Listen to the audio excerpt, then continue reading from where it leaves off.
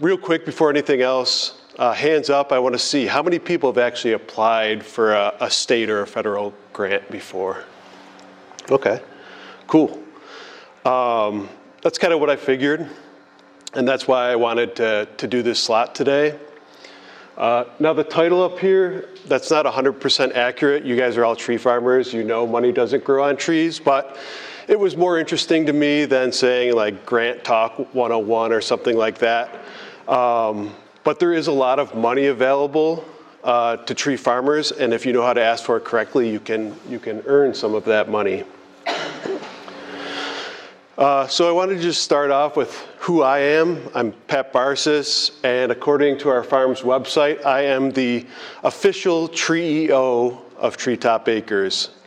Liz, who's sitting down right there, is the creative director. Emery, right here, is our chief joy spreader. And even the dogs, Pierogi, right there, is the branch manager. And Otto is the marketing director. For me, owning a Christmas tree farm was a long time dream of mine. And for Liz, it was her life finally turning into a Hallmark movie. Neither of us came from farming. We don't have ag degrees. We don't have a family farm. None of that. I'm a senior manager at a cybersecurity company by day, and I farm 22 acres in Lockport, New York by night and weekend. 5,000 plus trees are in the ground. We have Fraser fir, concolor, Canaan, some Turkish fir, some blue spruce, and we're adding about 2,000 seedlings every year. So that's me, and now I'm going to tell you about a little piece of mail. It was from New York State. It was about our climate resilient farming application, and there was a number on it, $175,500 for water infrastructure on a 22-acre Christmas tree farm. I read that letter 3 times. The first 2 times I was positive I'd misread it. The application had a name, RFP 0389 Climate Resilient Farming Round 9 Track 2. I wrote it over a month of evenings, mostly after Emery went to bed, no grant writing background, full-time job. And so that application is going to be our case study today. And so here's my entire resume on the subject. 6 applications in 2 years, 2 live pitch competitions, 1 full state application that got funded, and several more sitting in reviewers' queues right now. The Beginner Farmer, EQIP, a couple of others, you guys have probably heard of them. But I want to be clear, I'm not a professional grant writer. 2 years ago, I'd never written one. And here's what actually happened rep by rep. The first pitch that I did took me 2 weeks of fussing over 6 index cards. The funded application took a month of evenings, and then the last couple that I just did took half that. It was just a matter of copying, pasting most of the information and sharpening it for the particular grant. So, same as shearing, you know, the first tree that you ever shear takes a while, but the 100th tree, the 1,000th tree, the 10,000th tree, the 1,000,000th tree, it gets faster, it gets easier, you learn. So that's my promise here today. It's not that you're going to win your first grant.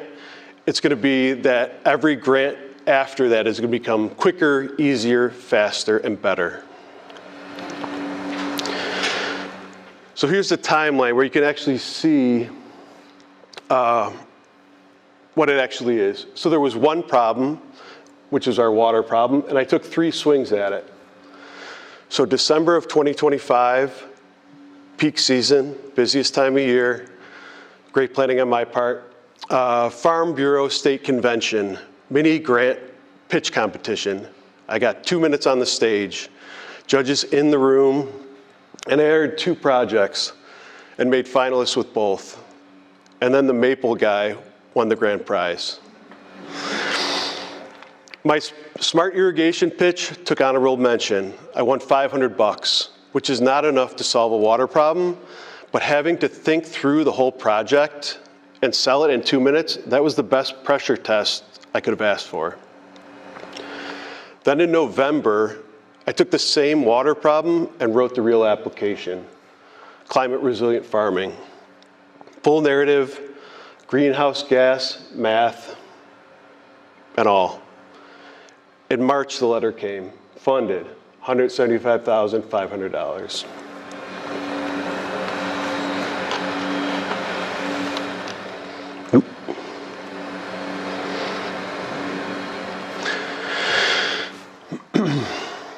So, water infrastructure, what does that even mean?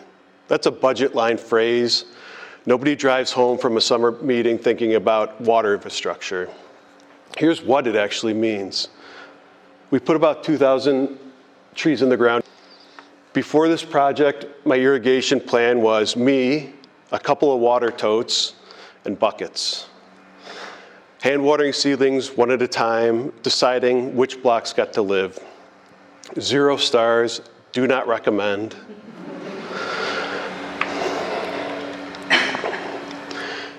And whenever this story comes up, somebody asks what water infrastructure actually means, and that's a fair question. Here's the shopping list straight from our final budget. So we had the pond, which includes excavation, berm, spillway, about $38,000. 2 10,000-gallon tanks plus rain collection off the barn, another $38,000. Solar pumping, this one I'm really excited about. There's 2 solar pumps with their own solar arrays. And that's not a lifestyle choice, by the way. Our farm is completely off-grid. Solar is the only option that we have right now. And then the drip network is the biggest single line, 43,000. 60,000 feet of drip line, 11 plus miles of tubing, plus mainline valves, filters, the smart stuff, a controller, a flow meter, 12 soil sensors, a weather station, about $6,000. And my favorite line in the whole budget, $20,000 of labor. 800 hours of labor is included in the grant. Here's the part that nobody tells you, though.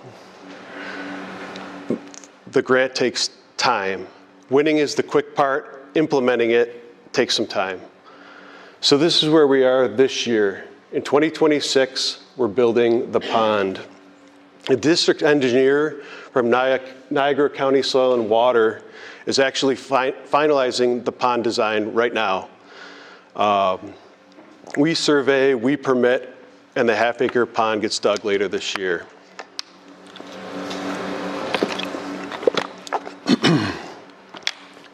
(2027) the power, the 2 solar pumps and their arrays go in late spring to early summer of next year.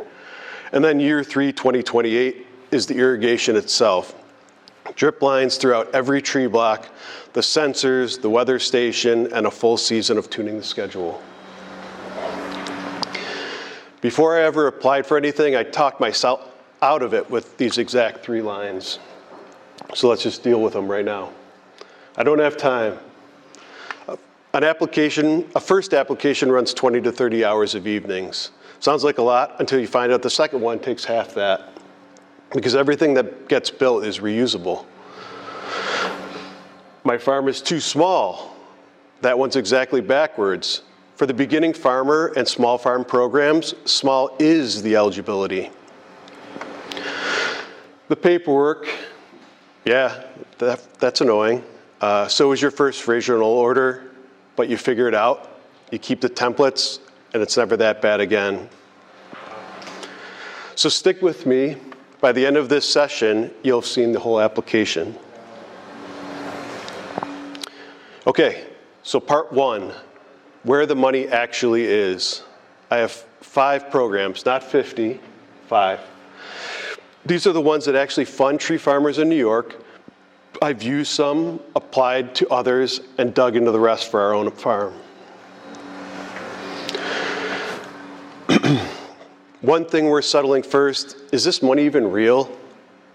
I asked because that was my first doubt too. Free money from the state? It sounds like a late night infomercial. And then we have two numbers, one from Albany and one in my mailbox. $94 million, that's what climate resilient farming has paid out since it started across more than 700 farms. And 175,500 is what's sitting on my farm right now. The state funds it. A farm exactly like yours wins it. The only level missing is you. And here's the map. And don't write any of this down, it's on the sheet that I gave you. New York Farm Viability Institute Beginner Farmer is for equipment and infrastructure for their first 10 years. Climate resilient farming, that's today's case study. Your county's soil and water district sponsors it and submits it. The relationship matters, but the farmer brings the story and its evidence. EQIP, federal cost share through NRCS, pairs well with pest management work. AEM, a free farm assessment that unlocks half of everything else on this slide. And FSA loans plus REAP catch whatever the grants won't cover. And the one rule, it's on your sheet, it's up here, but make the program, or match the program to the problem, never the other way around. So, what does it look like in practice? Start with your worst day on your farm and work backwards. If your worst day is mowing season, eating every single weekend, that's an equipment problem, and that's the New York Farm Viability Institute. If it's watching your first year Frasers go orange while you haul water to them, that's climate resilient farming. That is literally $175,000 on our farm right now. If it's pest pressure, chewing through your margin, there are EQIP practices for exactly that. Now, picture the person scoring these grants. It's 9 at night. They've got 40 applications in the stack, and they've read the phrase, improve farm resilience 11 times since dinner. Then they hit one that opens with a farmer hauling water in totes to trees that are turning orange. What one do you think they'll remember at ranking time? Part 2. This is the part I wish somebody had shown me 2 years ago. What does a funded application actually look like on the page? I'm going to show you ours. Real numbers, real scoring decisions. Stay with me on this one, because this is a slide that talked me into giving this presentation. This is the latest climate resilient round. The Finger Lakes, the region where we are right now, 57 farms were funded, $11.3 million. West New York, where my farm is, 3. And here's the part that stings. It's not that only 3 farms out in West New York applied, more did, our district told me. They just didn't score correctly. Same program, same money, same application form. The gap is the pipeline. Fewer applications out there, fewer sharp applications, fewer farms walking in with the AEM assessment already on file. So here's lesson 1. Every sentence needs a number the reviewer could check.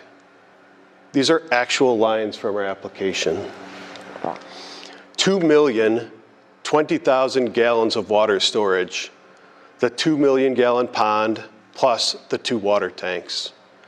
Not a large pond, but that's enough to irrigate our farm multiple times in extreme drought.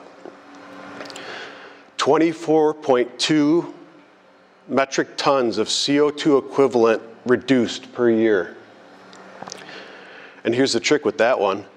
I calculated it in Comet Planner, the state's own recommended tool, and I said so in the application.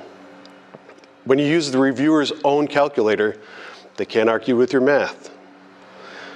5,000 to 7,000 additional surviving trees over 8 to 10 years, built from our actual loss rates.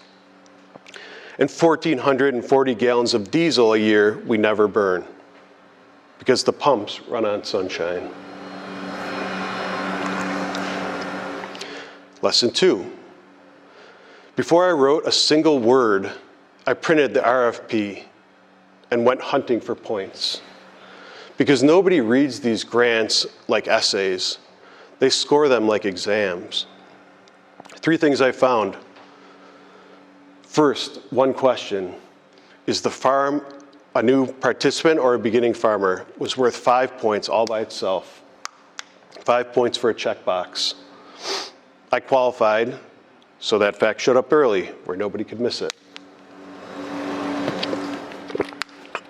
Second, the project description was worth 30 points, the biggest single line on the rubric. So that's where all the evidence went. That's a section I rewrote 4 times. Third, track selection, I filed under track 2, which is adaptation and resiliency, and then wrote the entire narrative in the tracks vocabulary. So you want to read the rubric like a treasure map. Spend your words where the points are buried. Lesson 3. And this is the one that turns one good project into 3 fundable applications. The same farm speaks a different language to every funder. The Farm Bureau judges wanted innovation other farms could copy, so my 2-minute sold a replicable model. Any New York farm can do this for under $5,000. The state wanted climate outcomes, so the exact same pond became greenhouse gas math, 24.2 metric tons per year. The beginning farmer program wanted a viable business, so the story became labor hours going back into growth and survival rates protecting margin. Same 22 acres, same water, 3 honest framings. You're not changing the truth. You're translating it into a language the money already speaks. And the last lesson, the work compounds. When I sat down to write the beginning farmer application, I wasn't starting from a blank page. I was pulling things off a shelf. The farm narrative, written for CRF, adapted in 20 minutes. The numbers, acreage, planting counts, loss rates, I'd already gathered those and reconciled them. The photos, the block going orange in August, the totes in the truck bed. I shot those photos once in the bad season and I reused everywhere. Even the budgets that I created, I transferred those straight across. So application 1 is like breaking new ground, slow, rocky, ugly. By application 4, you're planting into soil you've already worked. It goes twice as fast. Which is why my honest advice is start small and survivable. A pitch competition, a mini grant, it forces you to build that library cheap. Bonus lesson. Who's used AI? Yeah. So this is the bonus lesson because somebody is inevitably going to ask this in the Q&A session anyways. What about AI? Look, it's a tool in the barn. Used properly, it earns its keep. Used lazily, it'll cost you. 2 jobs it's genuinely good at. First, narrowing the field. Hand it your worst day list and the program descriptions and make it map problems to programs and this is the most important part, make it tell you what's not realistically fundable. You want the tool to argue with you, not one that agrees with you. Who's used AI? Doesn't it always seem to agree with kind of what you're thinking? You want AI to challenge you.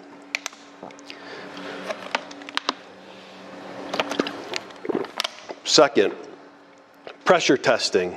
Make it play the reviewer. Give it the real rubric and your narrative, and have it score every single line and name your weakest claims. The next slide has the exact prompts I used. Yeah, so these are the 3 prompts that did real work on our funded application. You don't need to copy them down, although you can.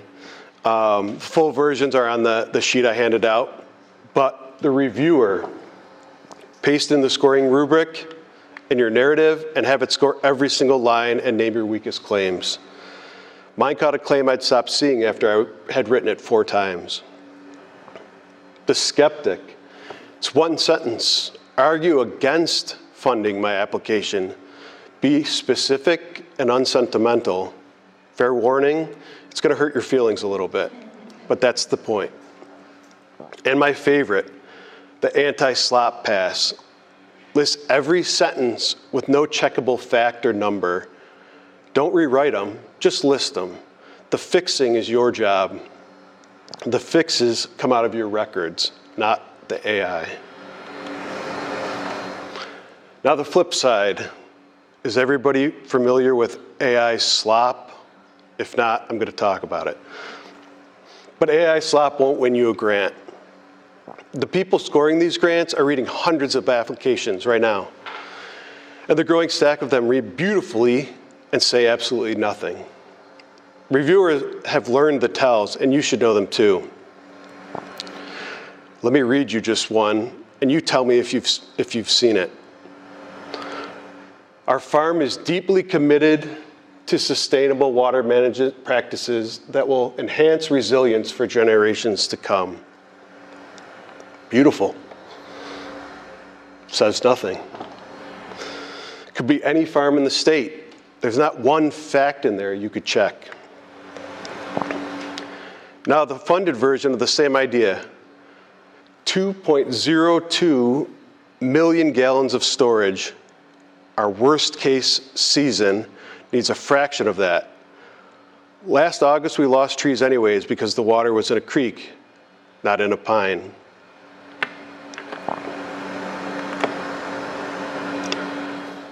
Last part, and it's short. What do you actually do between now and fall when these programs open? 3 phone calls and a calendar, and most of you can do it from a lawn chair, which I know is what July is actually for. So in July, call your county soil and water district and ask for an AEM assessment. It's free.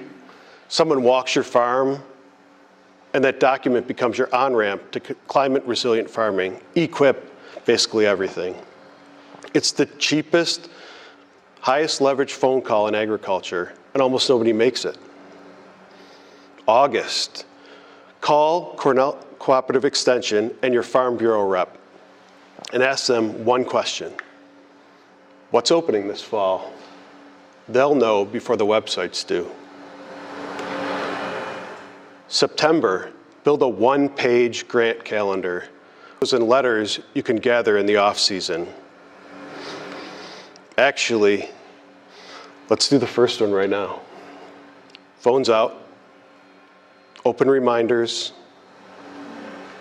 Monday, July 20th, 9 a.m. Call Soil and Water, because a reminder on your phone survives the ride home today.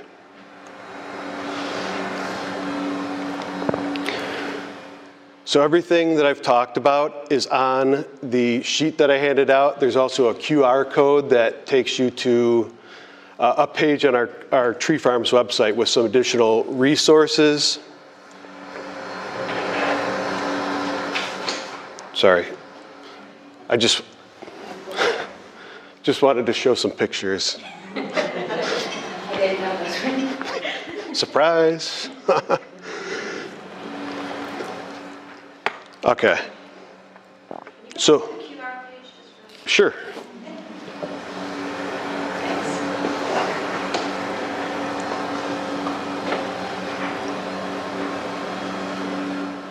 Got it?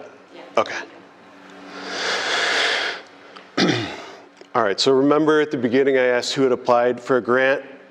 Same question, future tense. Who's going to apply for a grant?